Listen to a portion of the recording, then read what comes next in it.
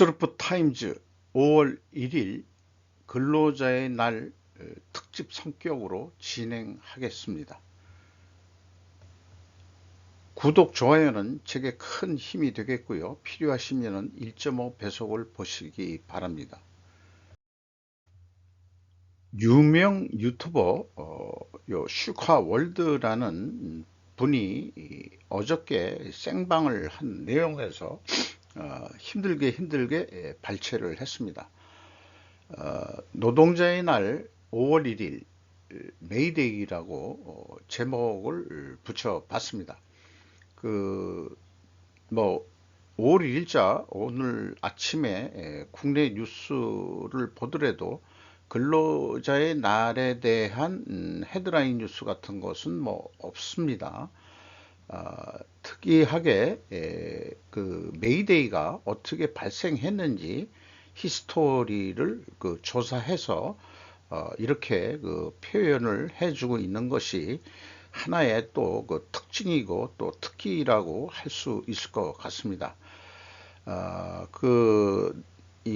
말하자면 헤이마켓 충돌 사건이라는 걸 통해서 사상자들이 발생했는데 누군가 사제 폭탄을 경찰에 던지면서 충돌 사건이 났는데 이때 정부에서는 무정부주의자 아나키스트라고들 보통 그러죠. 8명이 범인으로 체포됐었다. 그런데 자기네들은 뭐 던진 적이 없다, 현장에 없었다, 뭐 이런 게 있었지만은 오늘 우리의 침묵이 당신이 내 목을 조르는 소리는 나중에 더 강해질 날이 올 것이다. 이렇게 유언을 남기고들 교수형에 처해졌다고 합니다. 1889년 제2 인터내셔널 대회가 개최됐다는 것도 소개를 했고요. 한국에서 근로자의 날 이 선정을 한 히스토리도 소개를 했습니다. 이런 얘기를 보면서 최근에 제가 저도 월급쟁이 출신이지만은 근로자다, 육체 노동자하고 조금 차이가 있다, 이런 생각을 했습니다. 노동이란 단어가 우리에게는 이념 대립의 언어로 작동하는 것 같은 특이한 국가다. 다른 나라도 그런 역사를 가져왔겠지만, 그래서 노동절을 근로자의 날로 이름을 변경했었다라고 저는 이해하고 있습니다. 젊은 시절 육체 노동도 해보고 정신 노동을 동시에 한 경험이 있습니다.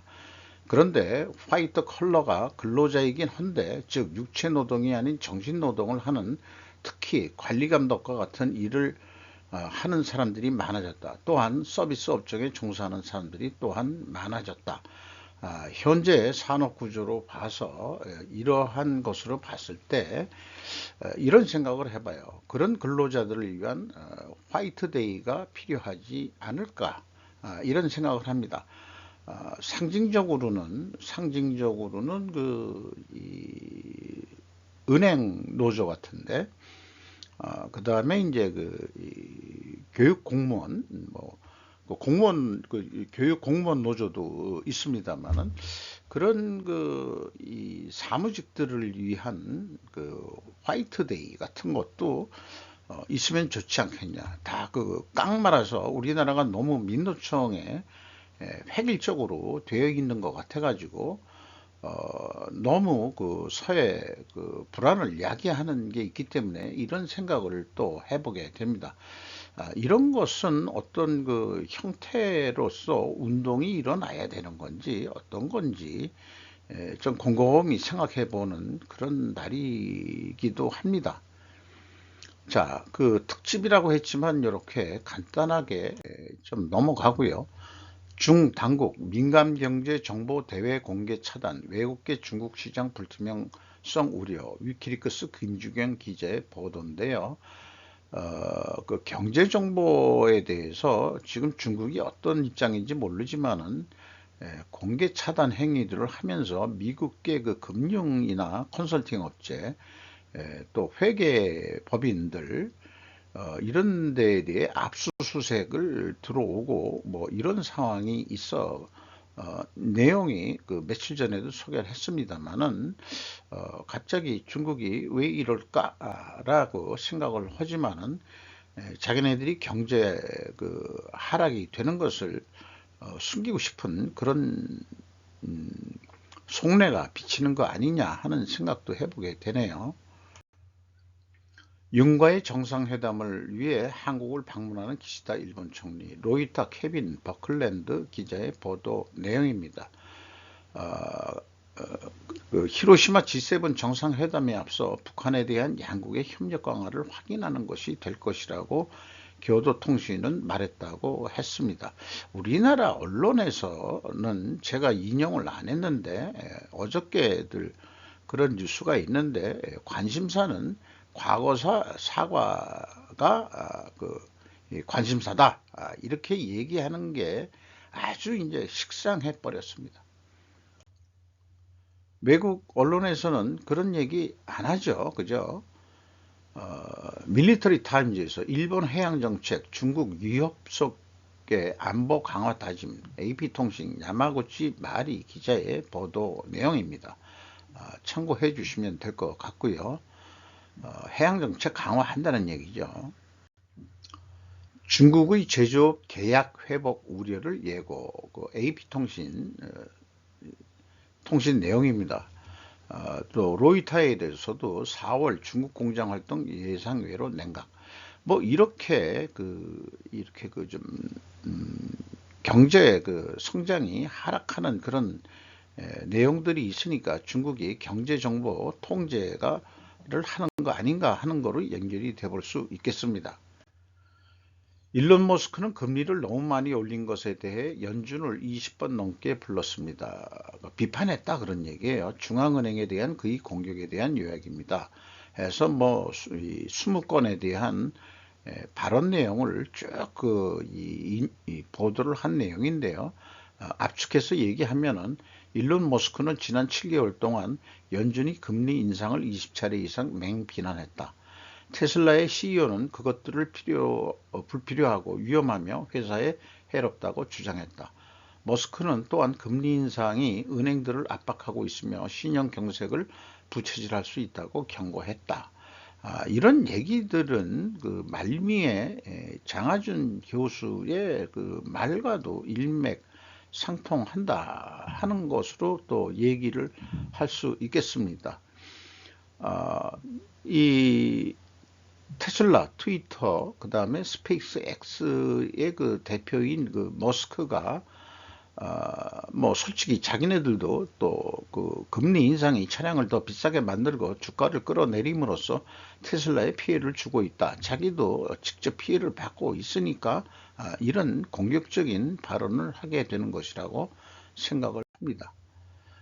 요거 인용 매체는 제가 좀 깜빡했는데요. 금주의 사진 중에서 한국 대통령 일론 머스크를 그 주요 그 제목으로 뽑았습니다. 그 금주의 사진이 이것만은 아니고 여러 가지가 있지만은 그 전통적인 의장대를 서열하는 그런 그 모양이 되겠죠. 여러 사진이 하나의 그 금주의 사진으로 귀빈 방문이라서 좀 더 그 격식 있게 이번에 그 방문 대우를 받은 거로 되어 있습니다. 일론 머스크가 4월 26일 척 슈머 상하원 의원과 이 대담을 한 이후에 회담 후에 의사당을 떠나고 있는 모습, 떠나면서도 뭔가 궁지렁궁지렁 거리는 그런 모습이 연출이 되어 있습니다. 아프리카 수단 내전에 대해서 저도 한번 다뤘습니다만은 또 특기인 그 히스토리컬하게 왜 이런 일이 발생했느냐 그 원인에서부터 잘 설명을 해주고 있습니다. 또한 우리나라가 성공적으로 프라미스 작전을 통해서 수단에 있는 우리 교민 28명을 무사히 탈출시킨 내용도 함께 얘기를 했습니다. 뭐 수많은 쿠데타 이런 게 일어났는데 이 최종국 쿠데타를 일으킨 그 2019년 수단 육군 참모총장 부르한과 군벌 다갈로의 쿠데타가 성공을 했는데, 2년 후에 육군 참모총장 부르한이 또 쿠데타를 일으켜서 대통령 내가 하겠다, 뭐 이렇게 해서 오다가 2023년 4월 15일 신변의 위험을 느낀 군벌 다갈로 RSF라고 그 준군사 조직이라고 얘기를 하고 있죠. 정식 군대가 아닌데 이 군대를 그 공식 군대에 대해 자기 불우한 군대에 편입시켜라고 공격을 하니까, 만약에 그렇게 되면은 본인은 죽음이다 이제 이렇게 느껴서 다시 그 선제 공격을 했다 이런 얘기입니다. 그 반군의 병력이 10만 명 이상이라고 되어 있는데, 이 반군이 도대체 어떤 그 자금을 가지고 돈이 있어가지고 그렇게 활동하는지 모르는데, 사진들을 보면은 전투기, 헬기, 탱크, 장갑차 등 이게 뭐 우크라이나 러시아 전쟁 이상의 그 무기들이 동원이 돼가지고 내전이 지금 중인데, 이게 이 수단이 주변 8개국의 국경이 접해 있는 나라가 8개 국가라고 됩니다. 그 주변 이해 국가들의 주변 국가들의 이해관계가 각각 틀려가지고 누구는 그 불우한 쪽, 누구는 그 다갈라 쪽으로 이 상호 지원을 하기 때문에 이렇게 그 현대전 같은 모습의 그 내전이 일어나고 있다 이렇게 생각을 하고 있습니다. 이집트는 불우한 지원을 하는데 이슬람과 동일하니까 그렇게 한 거고, 또 에티오피아는 그렇다면 우리는 반군을 돕겠다. 나일강 상류에 그 댐을 만들어 가지고 이집트하고도 좀 불편한 관계가 있었던 거 있고, 그래서 사실 남수단은 이제 별도 독립이 돼 가지고 별도의 나라가 됐는데, 거기는 기독교 국가라고 그러죠. 수단은 현재 이슬람 국가로 되어 있고, 그래서 그 반군을 도와서 친에디오피카 국가를 세우겠다 해가지고 또 도와주고 있다 이런 얘기를 하고 있습니다. 한미 핵무기 워싱턴 선언에 대해서 그 내용들을 어떤 그 정치 색깔의 좌우로 이쪽이다 저쪽이다 자기는 그런 공격을 당하고 싶지 않으니까 객관적인 사실들만 좀 취급을 하겠다 하고서 이제 쭉 그 중요 내용들을 말하자면은 했습니다. 이것을 제가 또 정성스럽게 캡처를 해서 했는데, 결론은 뭐 이런 거겠죠. 대한민국과 미국의 핵무기 협정에 합의하다. 대한민국은 자체 핵무기 보유와 개발을 포기하는 걸 다시 확인했고, 대신 미국은 핵 협의체를 신설하고 한국 방위를 약속한다. 핵무기 개발 족쇄인가 대 미국의 방위 약속을 이끌어낸 최선인가. 국내에서도 방미 결과에 대해서 말하자면 폄하하기도 하고 잘했다 하기도 하고 뭐 이런 의견이 갈려져 있는 것 같습니다. 양 정상은 러시아의 우크라이나 침략을 규탄한다라고 선언문에 분명히 얘기를 했고, 또한 대면 해협의 안전과 평화의 유지가 중요하다는 것을 강조한다라고 얘기했으니까 참 이제는 러시아하고 중국하고 멀어지는 것이 이제 분명해졌습니다. 그리고 아쉬운 것은 이런 거죠. IR법이나 반도체 규제에 대해 구체적인 대안은 나오지 않았다는 게 이제 이번 방미 효과를 저감시키는 그런 내용이 되겠죠. 일본 측에서도 윤 대통령의 지지도가 매우 궁금하다 이렇게 나왔습니다.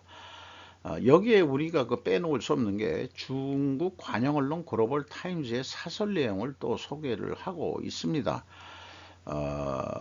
뭐 이렇게 빨간 글씨로 표현을 했는데요. 이런 공동 성명은 중국과의 신뢰 관계를 해칠 것이다 이렇게 얘기했는데, 우리나라가 중국하고의 무역 의존도가 높긴 높습니다만은 제가 쭉 얘기를 하고 있었습니다만은 그동안에 김정은이가 얘기하는 표현대로 고난의 행군을 할 각오를 한국은 해야 된다. 당분간 그렇게 얘기하고 그것을 빨리 벗어나려고 그러면은 그 미국이 충분한 대가를 우리한테 지급을 해야 된다 이렇게 얘기한 게 이 IR법이나 반도체 규제에 대해서 우리가 미국 쪽에 어떤 혜택을 받기를 기대했는데 이게 이제 구체적인 대안이 안 나와 있다는 거에 대해서는 좀 찝찝하고 섭한 기분을 느끼지 않을 수 없습니다. 그럼에도 불구하고 과거 한국은 4대 강국과의 이 외교 관계를 얘기했었는데 이제는 완전히 미국의 일방이 되어 균형을 잃었고 자존감마저 잃을 수밖에 없게 되었다라고 그런 식으로 얘기를 하는데 아니세 이 사람들아 저도 그 쭉 얘기하는 겁니다만은 현재 중국과 미국이 미중이라고 해야 되겠죠. 우리 측 입장에서는 확실히 이길 놈에게 붙겠다는데 웬 말이 많아 라고 개인적인 표현을 하고 싶습니다. 중국이 한국을 박쥐 신세 만들려고 하는 것 같은 이런 논설 사설이었던 것 같다고 저는 그렇게 비판을 하고 싶습니다. 윤 대통령 미국 연설 주요 내용 중에 장진호 전투에 대해서 언급을 했어요. 4,500명의 미군을 잃었고 6.25 전쟁 중에 모두 약 3만 7천 명의 미군이 전사했다 하면서 잘 뭐 어떻게 표현했는지 뭐 승리라고까지는 표현을 안 했지만은 중국이 또 답신을 한 것은 항미 원조 전쟁이었다 이렇게 자기네들은 역사적 거를 하고 있죠. 지들은 결국은 북한 망하면 지들까지도 좀 곤란하니까 북한이 완충 지역으로 있어야 되는데 그러니까 지들이 참전해 놓고 이렇게 반대적인 얘기를 하고 있습니다. 그리고 장진호 전투에서 그게 시베리아만큼 춥지도 않은데 그게 고지대가 돼가지고 급격히 기온이 극강화해 가지고 마치 독일이나 이 프랑스가 이 모스크바를 공격을 러시아를 공격을 하면은 겨울이 오면은 이겨내듯이 그런 자연의 날씨 때문에 미군이 철시를 한 거지 중공군이 전쟁에 뭐 장전호 전투해 가지고 얘네들은 국뽕 영화까지 만들어낸 애들 아니에요. 중국 애들은 장진호 전투를 대상으로 거기에서 모태통 아들이 이 무슨 뭐 끓여 먹다가 이 불빛 때문에 이 비행기에서 폭격을 해가지고 죽었다는 그런 역사적인 사실도 있죠. 그리고 장진호 전투에서 주로 얼어서 동사한 중공군의 숫자는 절대 말하지 않고 있는 게 중국인 것입니다. 그리고 연설 내용 중에서 영어로 표현한 것은 justice 정의, peace 평화, prosperity 이게 뭐 번영 이렇게 우리 동맹은 위한 것입니다 했습니다만은 그 앞부분에 많이들 얘기한 게 자유는 별도로 많이 언급한 부분이 많습니다. 난 그래서 이번에 평화를 얘기를 안 하는 줄 알았더니 평화는 한 단어 정도 들어간 것으로 그렇게 됩니다. 좌파 정권은 평화를 많이 썼겠죠. 그런데 윤 대통령은 자유를 많이 언급을 한 거로 이미 저는 소개를 했습니다. 결과론적으로 한국, 미국, 일본의 동맹 관계는 강화되고 반대로 중국, 러시아 등과는 관계가 약화된다. 이것에 대해서 중국은 한국을 까고 있고 그러고 있지만은 러시아는 우크라이나 무기 되는 거에 대해서만 뭔가 언급을 했지 그렇게 뭐 미국과 동맹이 강화되는 것에 대해서는 어떤 언급은 러시아 쪽에는 못하는 입장이죠. 그렇게 생각을 하게 됩니다. 자기네들의 발등에 떨어진 불이 우크라이나 쪽이니까 그럴 수 있다고 생각을 합니다. 그래서 이것도 저는 바벨 전략으로 이해를 해보려고 합니다. 극단적 리스크를 수용하겠다는 것은 뭐냐? 그러면은 이게 리스크를 수용하는 것이 이 중국과 러시아하고 거리가 멀어지는 리스크를 우리는 수용해야 된다. 이런 얘기가 되겠고요. 극단적 리스크 회피하는 것은 한미일 동맹을 강화하는 거다.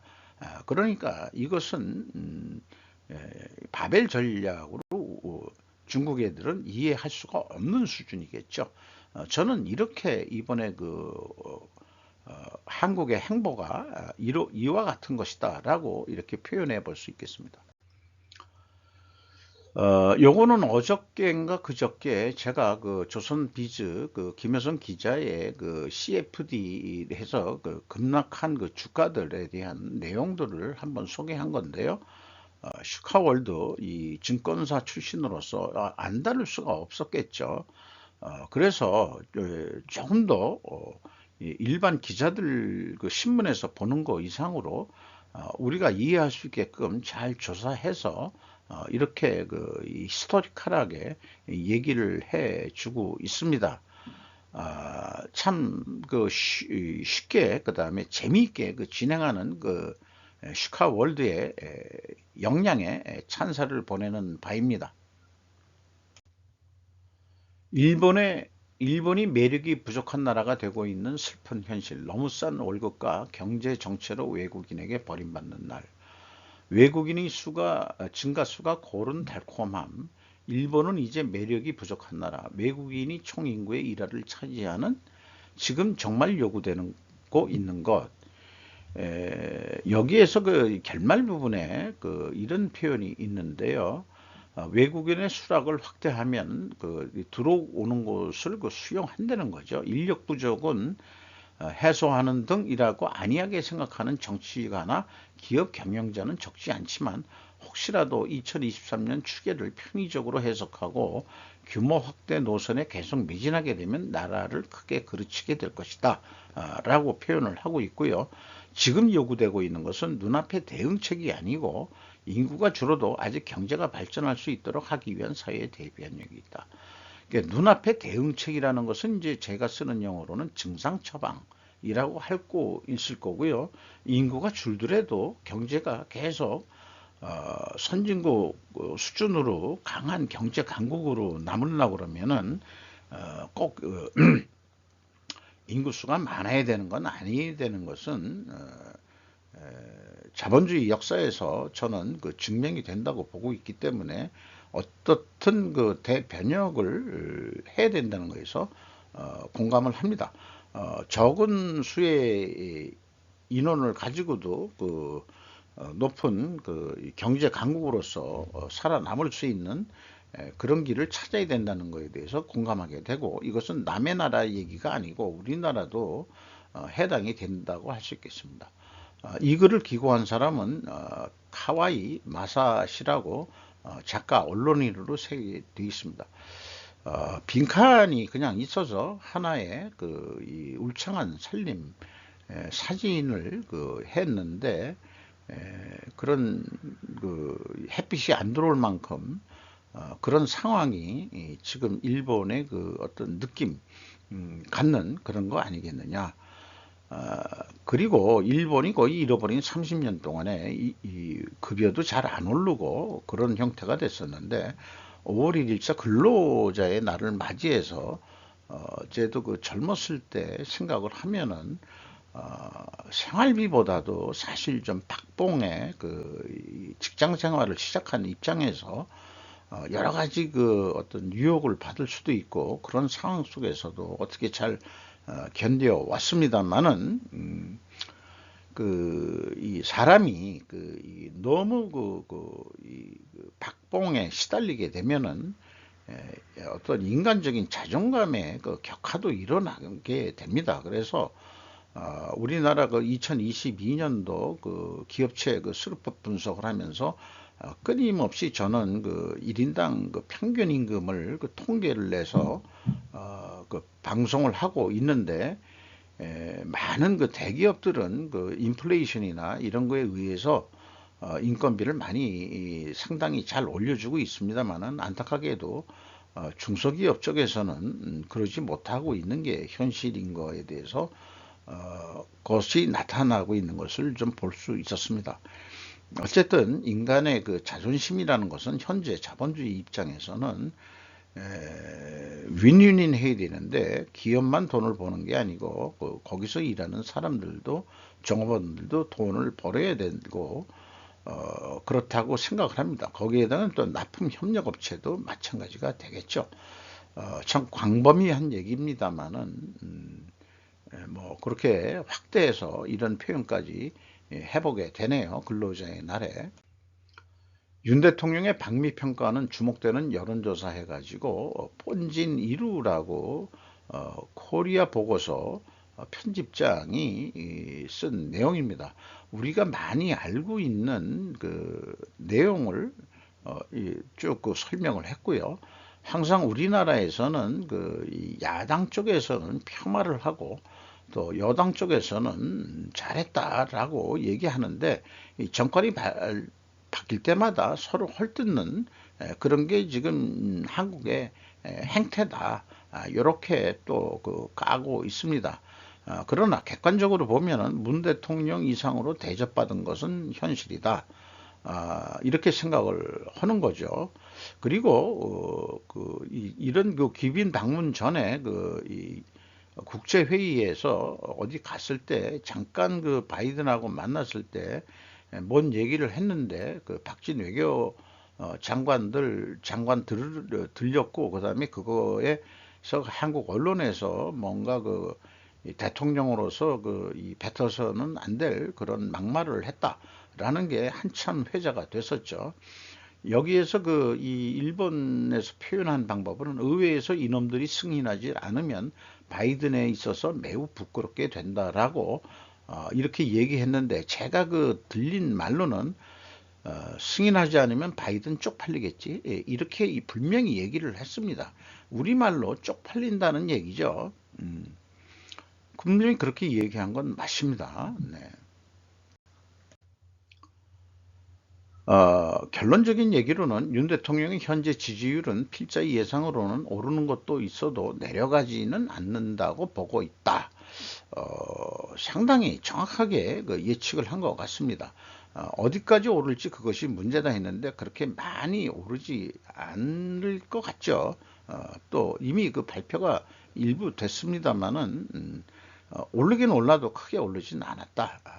그게 아마 IRA나 반도체법 이런 거에 어떤 구체적인 그런 게 없이 상호 노력한다 항상 립서비스 수준에 불과한 얘기만 나왔고 그 다음에 이 한미 방위 조약에 대해서는 원래 있었던 거고 미국은 조금 더 좀 쇼잉해 보여주는 거를 보여주는 수준으로 끝난 거 아니냐. 그래서 트럼프 때도 거의 유사한 수준으로 약속을 했고 문정권 때도 한미에는 미일 안보조약보다 더 공고한 강력한 한미 상호 방위 조약이 있기 때문에 미국 입장에서는 이 조약이란 것은 지켜야 될 의무이기 때문에 지키지 않을 수 없는 거고 미국으로서는 당연한 거다. 한국의 방위는 이렇게 얘기를 언급하고 있습니다. EW 이코노미라고 조선일보가 또 장하준 기사가 아니 교수를 인터뷰한 내용을 또 좀 표현을 했는데요.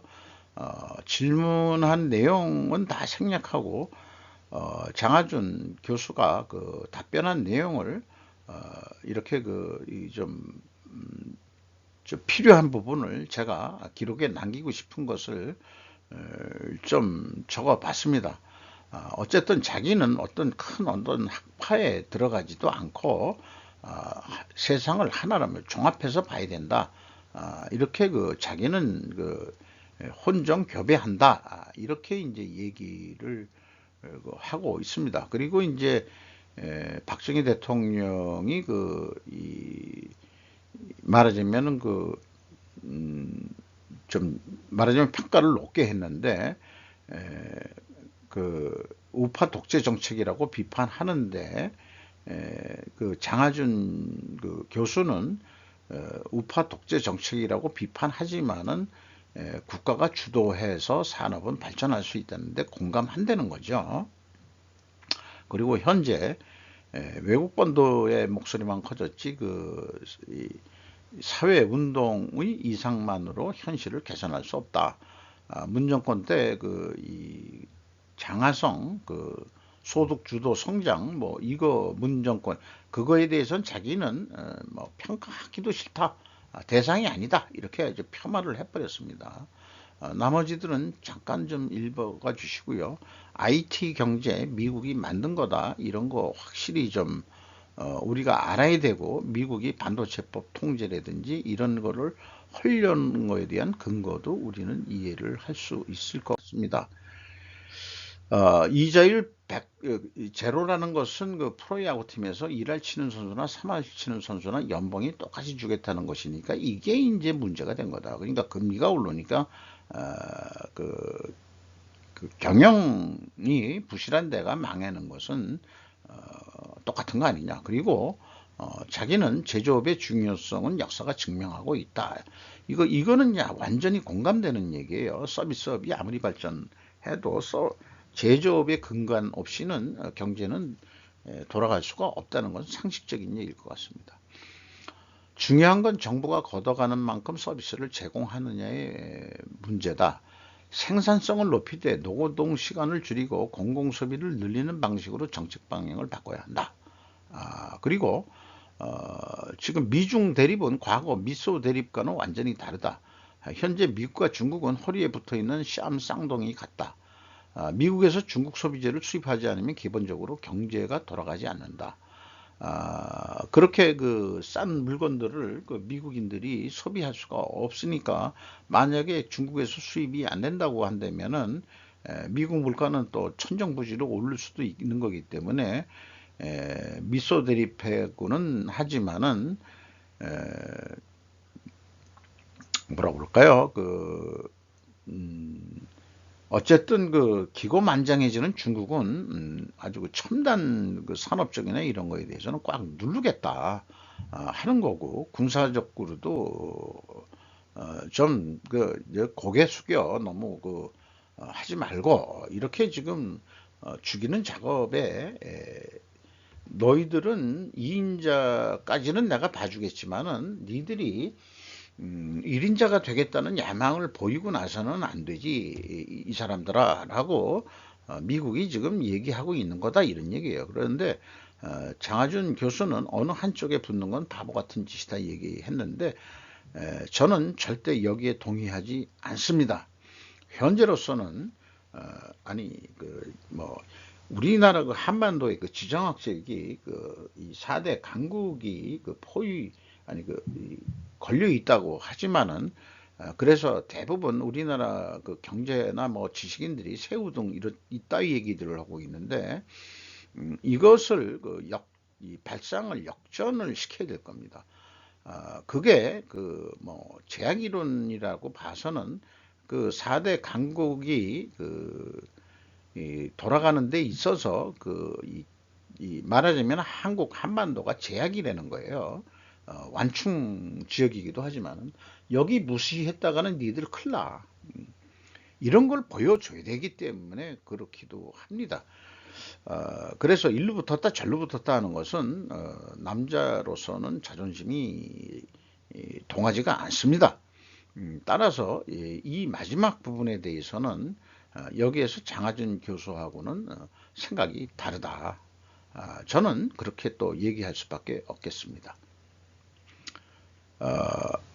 쭉과 똑같은 얘기를 계속 반복하지만은 북한이 쓰는 용어로 우리는 고난의 행군을 몇 년간 해야 될 생각을 하고서 그 대가는 미국에서 필히 받아내야 된다고 생각을 합니다. 그런 대가를 받아낼 수 있는 우린 정치가가 대통령이 되기를 희망합니다. 3개 국어 홍콩, 한국어는 블로그의 새로운 아이다. 이렇게 또 코리아 헤럴드 NG 나오미 가렌이라는 기자가 보도를 했습니다. 원래 홍콩이 원래 중국어 북경어하고 대화가 안 되죠. 광둥어기 때문에. 그래서 홍콩에서는 중국어를 일단 배워야 되고, 그 다음에 영어 배워야 되고, 그 다음에 또 어디라고 그러더라. 그 세계 국어를 해야만 홍콩은 먹고 살게 되어 있는데, 이제 무광이라는 이 학교에서 정규 교육과정에, 공립학교에서 2021년도 9월에 정규 교육과정에 일부러 한국어를 도입을 했다, 이렇게 얘기를 하고 있습니다. 이런 그 추세는 많이들 얘기하지만은 우리 K-팝, BTS라든지 블랙핑크라든지 이런 것 때문에라도 젊은 애들이 한국어로 오빠 사랑해 이런 말을 표현하고 싶어서 한국어를 배운다 했지만은, 최근에는 다국어 엣지라는 거로 해서 걸음마는 그로 시작을 했지만은, 향후 한국을 유학지로 보거나 또는 한국에서 일하고 싶은 그런 거 이상으로 해서 한국어를 배운다, 이런 추세로 홍콩에서도 나오고 있다. 홍콩이 이 싱가포르 이상으로 그 세계 경제에 말하자면 그 중요한 지점이었는데, 중국에 반환되면서 그 입지가 줄어들고, 또 홍콩 르와르 영화 다 망하고 이렇게 다 없어졌죠. 그러다 보니까 일본 영화 세계적으로까지는 그렇게 히트를 못했는데, 한국이 그것을 대신해서 장사될 만한 게 딱 보니까 이제 한국 거가 이제 뜰 시기가 된 거죠. 거기에 또 잘 맞아 떨어졌고, 세상 돌아가는 그런 상황에 거기에 이제 우리 한국어까지 뜨게 된 것으로 그렇게 이해를 합니다. 이렇게 그 초등학교에서 가나다라 기억력은 디글리미읒 배우고 있는 과정이고요. 중학교 정도 되면은 이렇게 이제 그 표현하는 거, 뭐 이런 식으로 해서 한국어를 배우고 있는 그런 내용이 되겠습니다. 이상 마치도록 하겠습니다.